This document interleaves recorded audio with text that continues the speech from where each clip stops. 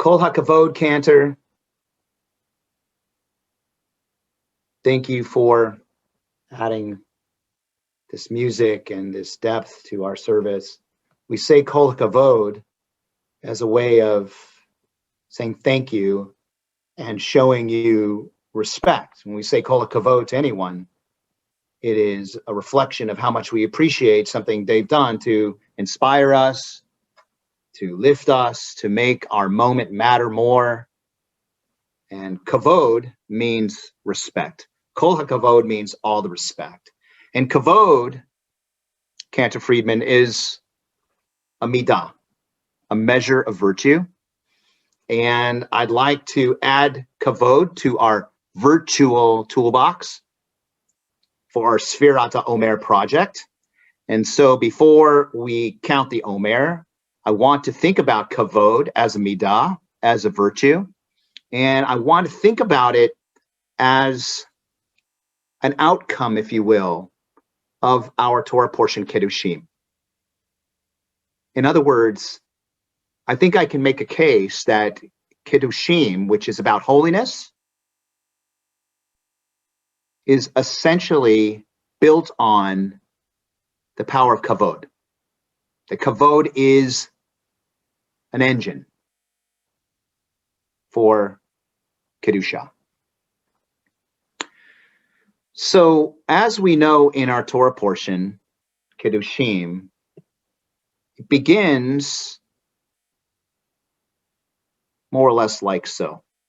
Kedoshim tehiyu ki kadosh ani Adonai Elohim. You are holy because I, your God, am holy. Chevre, this is one of my most favorite verses in Torah, but it's also one of the more abstract ones.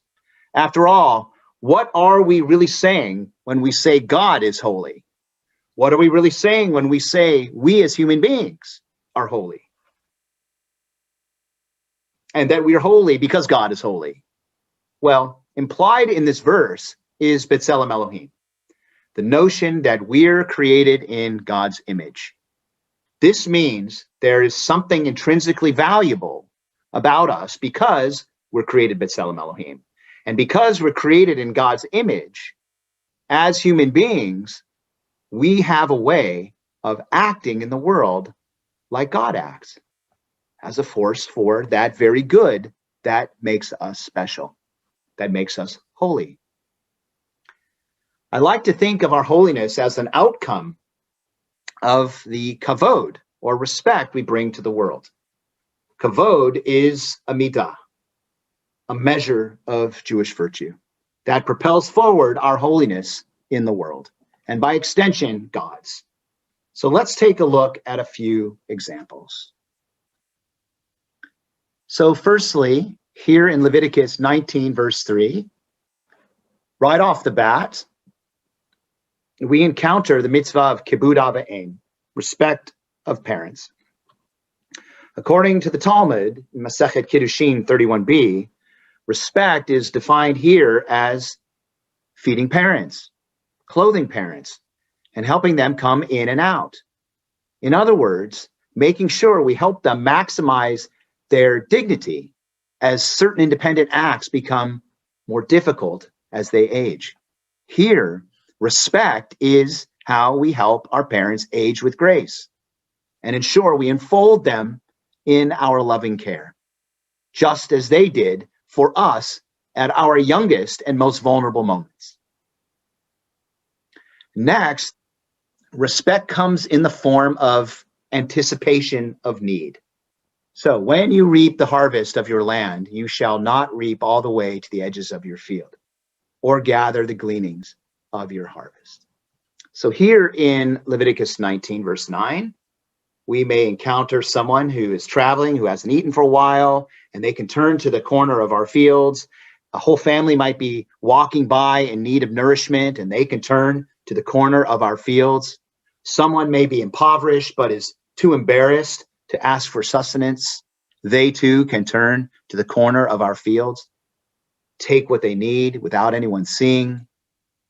Anticipation of need comes from a place of respect, a respect built on empathy and generosity. and justice. So moving to the next slide, the wages of a laborer shall not remain with you until morning. Here in Leviticus 19:13, respect comes in the form of paying someone on time for the work they've done, not 1 minute later. In the Sefer HaChinuch, which is a commentary that is, on the commandments, it says, any thinking person should make sure that they will have the money at hand before they hire workers. Well, there you have it, right? This is so an employer can pay their workers fully and without delay. Doing so is a true act of respect because it values the work being done, the time and energy devoted, and the humanity of the worker. One who works merits the dignity of a proper and timely wage. And because they depend on it, employers must deliver. Respect is a manifestation of empathy. So if we really know and feel just how much a person counts on timely wages to eat or feed their children or pay the mortgage and so on, things that we can feel deep in our hearts too. We have similar needs, right? To not pay them on time, we would all agree, is in fact disrespectful. All right, next slide. So here in Leviticus 19:14, you shall not insult the deaf or place a stumbling block before the blind. You shall fear your God. I am the Eternal.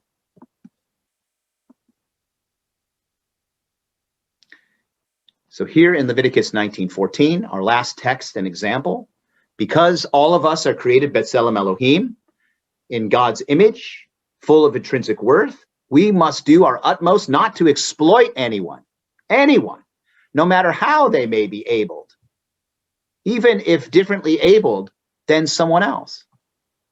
The problem is that in our disrespect, we can take advantage of others. It could be because of a physical disability, and we think we can get away with the exploitation.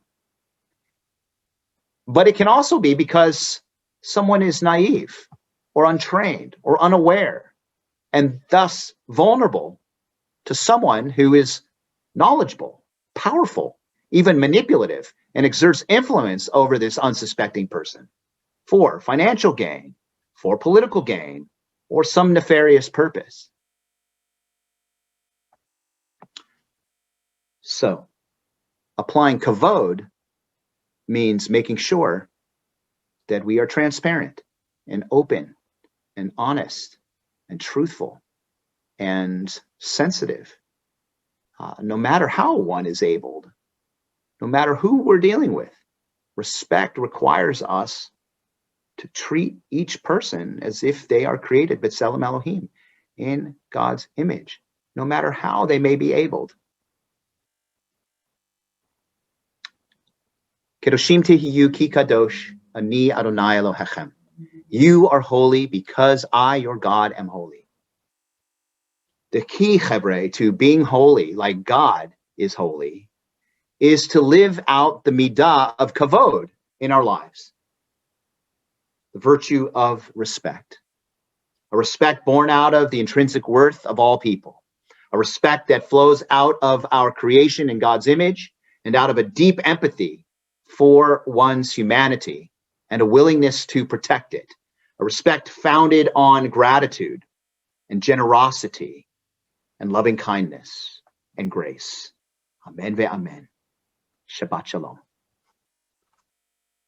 Indeed, it is time to count the Omer, and so join me in the blessing for Sefirat HaOmer. Baruch atah Adonai, Eloheinu melech ha'olam, asher kitshanu b'mitzvotav v'tzivanu al Sefirat HaOmer. Blessed are you, Adonai, sovereign over time and space, who makes us holy with your commandments and commands us to count the Omer. Hayom esrim v'shmona yom shehem arba'a shavuot shel HaOmer. Today is 28 days, which corresponds to exactly 4 weeks of the Omer. Shabbat Shalom. Thank you. Shabbat Lots of shalom. respect. Kol hakavod. Kol hakavod.